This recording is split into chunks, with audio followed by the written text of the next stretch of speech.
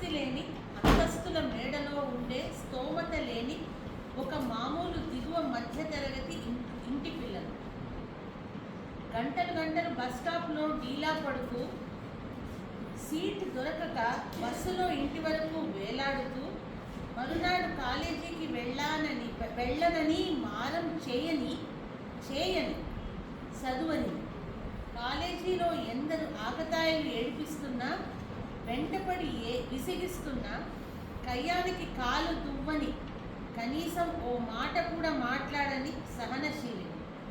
Bus స్టాప్లో ఏ వెధవ కన్ను నా మీద పడినా, గుడ్లప్పగించి నా వైపు చూస్తూ ఉన్నా, చిరాకుతో తలదించుకునే పిరికిదాన్ని.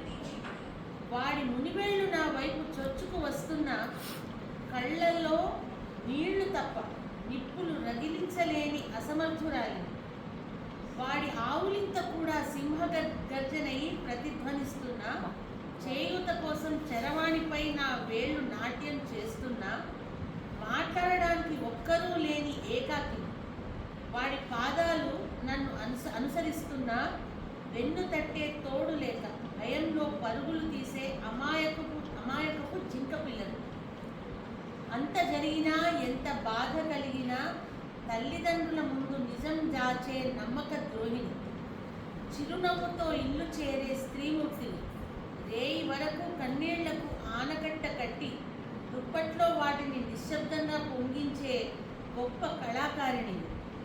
ఎందుకంటే నేను ఒక ఆడపిల్లను. మాన ప్రాణం కన్నా ఇంటి పరువే గొప్పదనే సూత్రాన్ని నమ్మే ఒక మూర్ఖురాలి.